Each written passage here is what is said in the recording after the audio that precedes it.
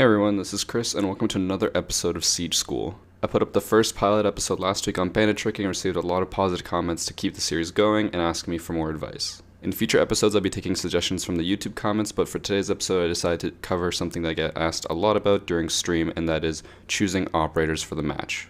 A lot of people ask me why I go a specific operator on a specific map, so today I'm going to try to cover that using a sort of quiz/game show style. Alright, so I'm going to break down how this is going to work. First, I'm going to give you guys a scenario. For each scenario, there will already be 4 operators chosen. Those are the operators that your teammates will have chosen. I will also give you the map that you are playing on, as well as the game mode that you're playing. And if the scenario involves you playing on defense, I'll give you the site that you'll be defending. Once I give you all that information, I will put 10 seconds on the screen for you to think of an answer. There's going to be a total of 6 questions and 1 bonus question at the end. If you guess one of the operators that I mentioned in the answer, then you can give yourself a point considering it right. And at the end, I'll give you guys a mark based on how well you did. Alright, now with all the details covered, let's get into it. So here's your first scenario. You're on a defending team playing Bomb on Chalet. Your team's chosen to defend the basement, which includes Wine Cellar and Snowmobile Garage.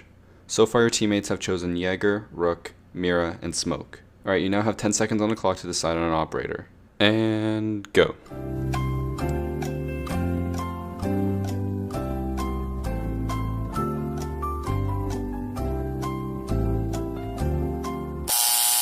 And time's up. The correct answer to scenario 1 is Bandit, with the alternative being Mute. Now the reason why I chose these 2 operators is because so far the entire team has not chosen a single person to deny entry into the objective. Denying entry is very important, especially when you have a wall facing outside like the basement of Chalet does. The Snowmobile Garage wall can easily be broken into, especially if you don't have a Bandit or Mute, so this is essential to defending the site. Which one you choose is more personal preference, but Bandit does have the upper hand in that he can destroy breaching gadgets, whereas Mute can only delay them.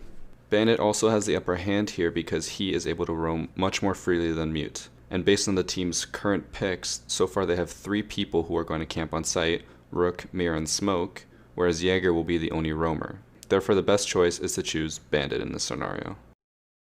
Now here's the second scenario. You're on the attacking team playing Bomb on House. So far your teammates have chosen Twitch, Blackbeard, Thatcher, and Ash. You do not know what site the other team is going to choose to defend. Right now with 10 seconds on the clock, go.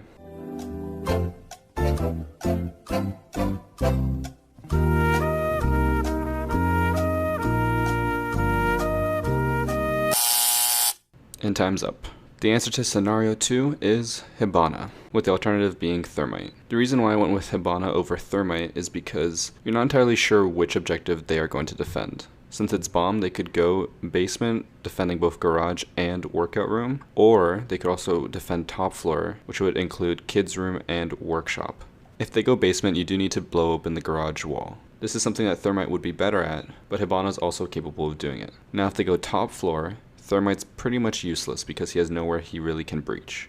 In order for Thermite to actually be used effectively, he would have to get into the objective to breach a wall, which is not at all viable. Meanwhile, Hibana can shoot her pellets from outside the objective and still stay safe while trying to blow open holes in walls.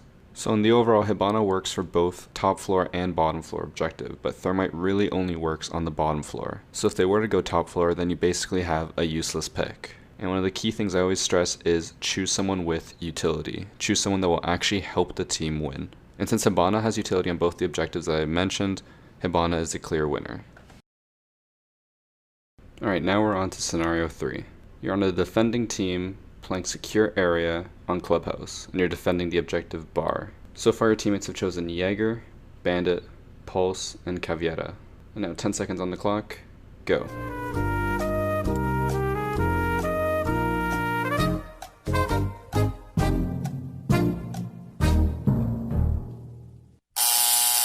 Alright, time's up, and the correct answer is Rook. There's a couple other candidates that you could choose, such as Doc or Smoke, but for secure area on an objective like Bar, you'd want to take Rook.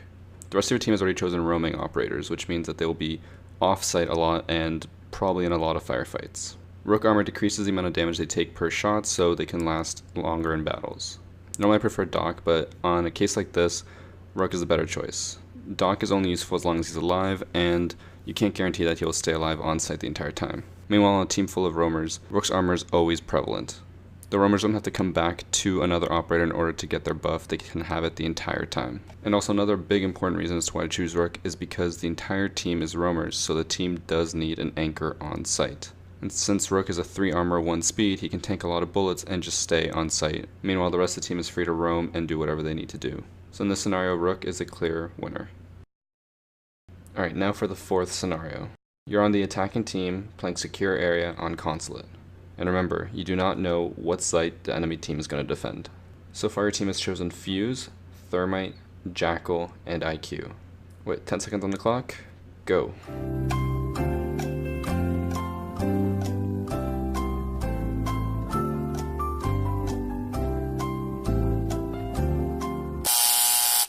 And time's up.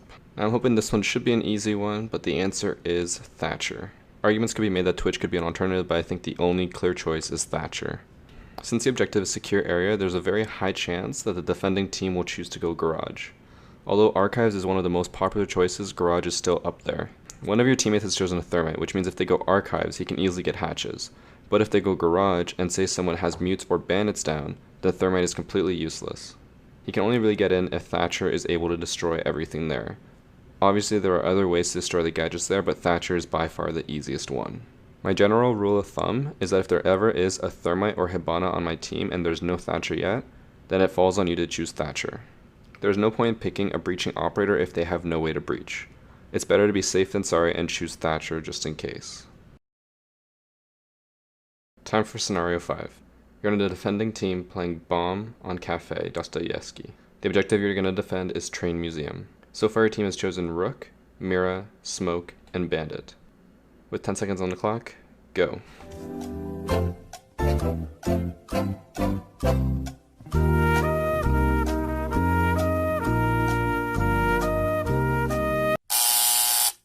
Alright, time's up. So the answer for scenario 5 is Jaeger, with the alternative being Pulse. And the reason why I chose 2 roamers is because most of the team is comprised of people who will stay on site. Rook is an anchor, Mira will put her mirrors on objective and probably stay watching them, and Smoke will be used as the last line of defense, popping his smokes as the enemies try to run in at the last second.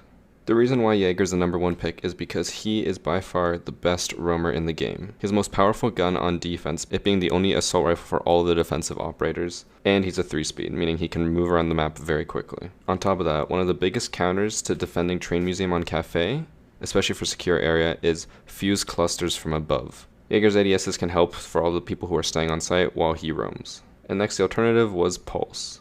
The reason I chose Pulse is because he is capable of scanning all the people who are hanging outside the windows by Train Museum. Since there's a balcony there where everyone can look into the objective, Pulse is very important as he can see who is out there and where they are. This can be used to the defender's advantage if he goes up to Cigar Lounge and scans for enemies outside. If he can see where they are, he can then jump outside the window and kill a few of them while he's out there. The other option is to use him as a way to prevent people from breaking into Cigar Lounge. He can track where they are on the roof and make sure he can kill them before they can even get into the top floor. And now scenario 6. This is the last scenario before the bonus question. In this scenario, you'll be on the attacking team playing secure area on border. And again, you do not know where they're going to be defending. So far your team has chosen Thermite, Hibana, Thatcher, and Twitch. With 10 seconds on the clock, go.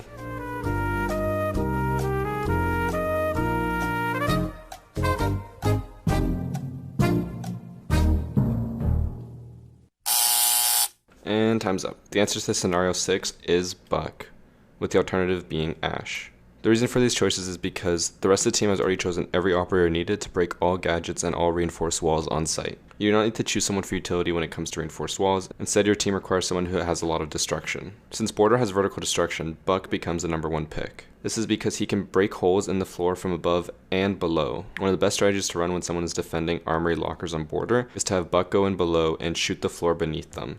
This makes them scared to hide in any of the normal corners and can also be used to flush them out. Ash is a good secondary to this because her Ash charge can also be used vertically, whether from the bottom or from the top, and she can also bring breach charges to break even more walls. Sledge was considered for this, but the issue is, if he is on the bottom floor, he cannot break the roof. Meanwhile, Buck can. A skeleton can reach from the bottom floor up to the top floor. Also, Buck's skeleton key can be used to break holes in walls and other areas around the map, and just on the overall can provide a lot of destructibility. And that is it for the 6 standard questions, and now it's time for the bonus question. Here's a scenario. You're the defending team playing secure area on favelas. The room that you're going to defend is packaging room. So far your team has chosen Caveira, Kapkan, Frost, and Tachanka.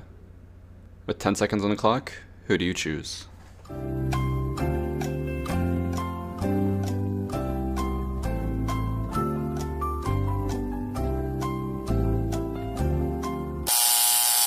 And time is up. Now this is a trick question.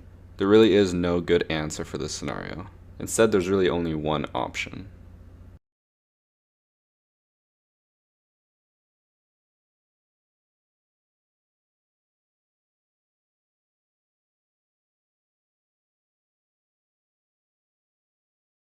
Alright guys, that concludes today's episode of Siege School.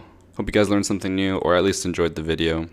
And these are the marks/ranks that I'll assign based on how many questions you got right. I'm interested to see how many you guys did get right, so please let me know in the comments down below. If you have any ideas for topics you want to see me cover, please let me know in the comments below and I'll see if I can make a video on it.